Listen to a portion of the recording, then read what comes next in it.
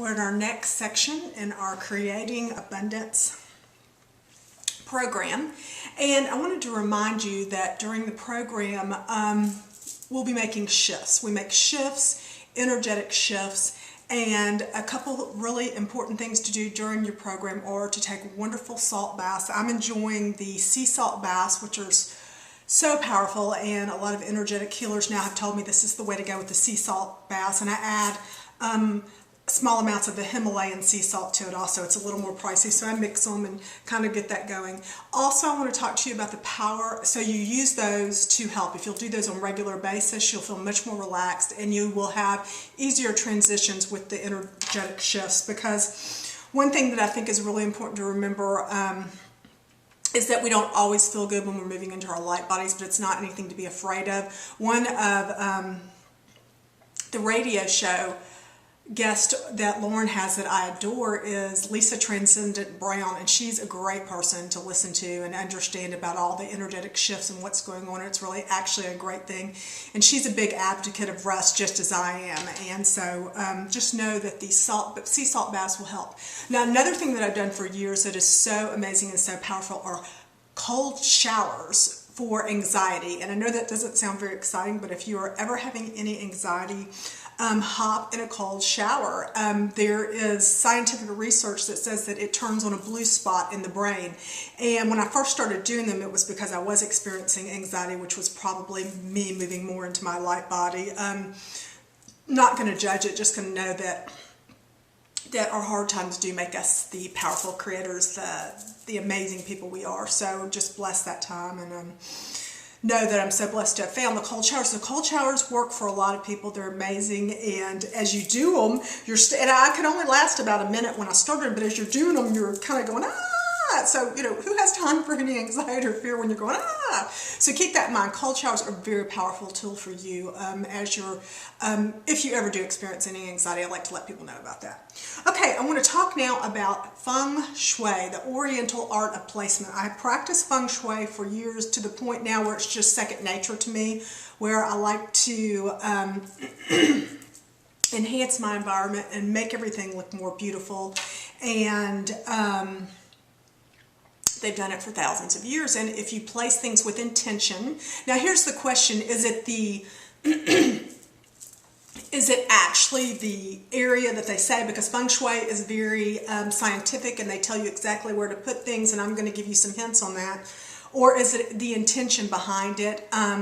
Could be both. I'm not sure. All I know is it does work. So here is a wonderful tool for you. Number one in Feng Shui is to clear our clutter and to remove any clutter from our environment. And some really great rules with that are to remember, if we don't use it or love it, to let it go. I think a lot of us, might feel guilt because someone, an aunt or someone, has given us something that we don't necessarily feel comfortable throwing out. Well, we can pass it along. We can give it to charity, or we can give it to someone else who will use it and enjoy it. And to me, that is such an amazing way to look at it. All right, so what we're going to do is we are going to stand outside of your front door mentally and use your imagination. And I want you to, and this is wonderful, Neville Goddard was such an amazing, powerful creator, and he guided people and helped people through using our imagination. So we'll be using our imagination a lot through the program. But I want you to stand in your front door, the door that you travel into your home most, and I want you to look to your back left corner, all the way back to the left, and I want you to look and kind of visualize and see what's there now. And sometimes I giggle about that because sometimes we have cluttered areas there. So this is your abundance area in the Feng Shui. So the first thing you're going to do is you're going to work on clearing it.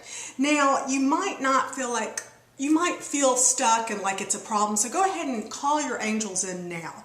Call in Archangel, I love to call in Archangel Raphael, Archangel Metatron, Archangel Gabriel, Archangel, these archangels.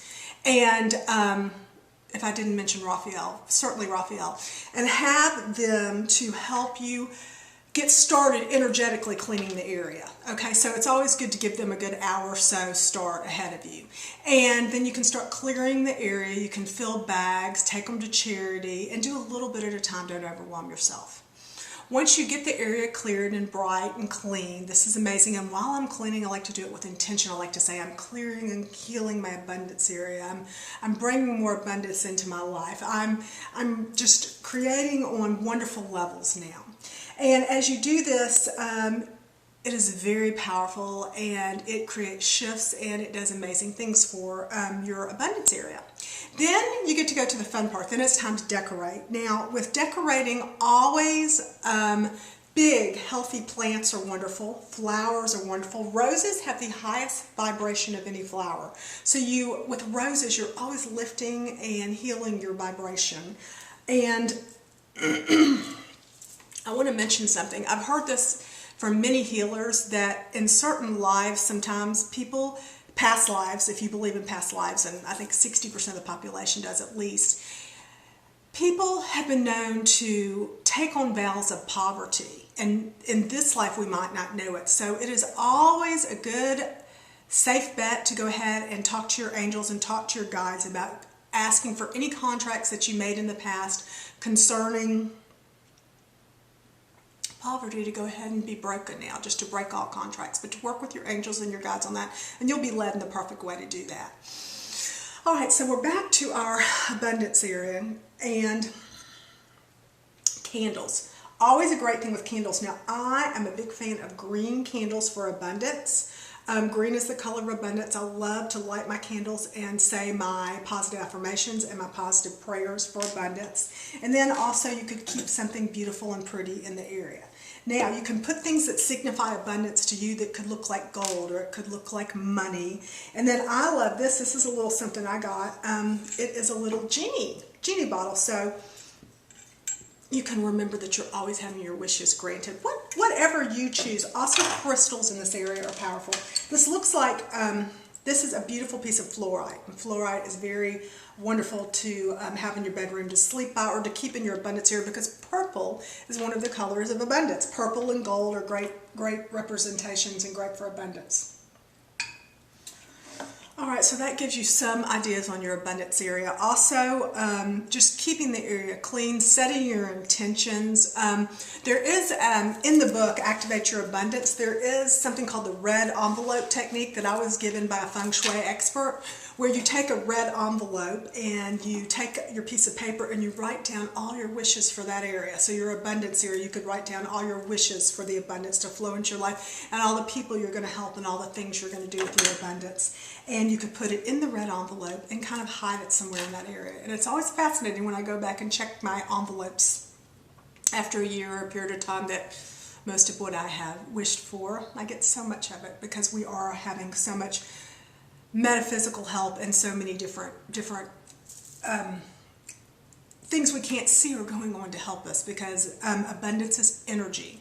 And when we keep the energy flowing throughout our space through cleaning and clearing and creating and putting beautiful things, miracles happen. And you want to keep the space clean and light and airy, and you want to keep it open so that you're open to receive. All right. So there's your next step in your abundance. Play with your feng shui, your clearing your spaces. And we'll move on to the next one, to our next video.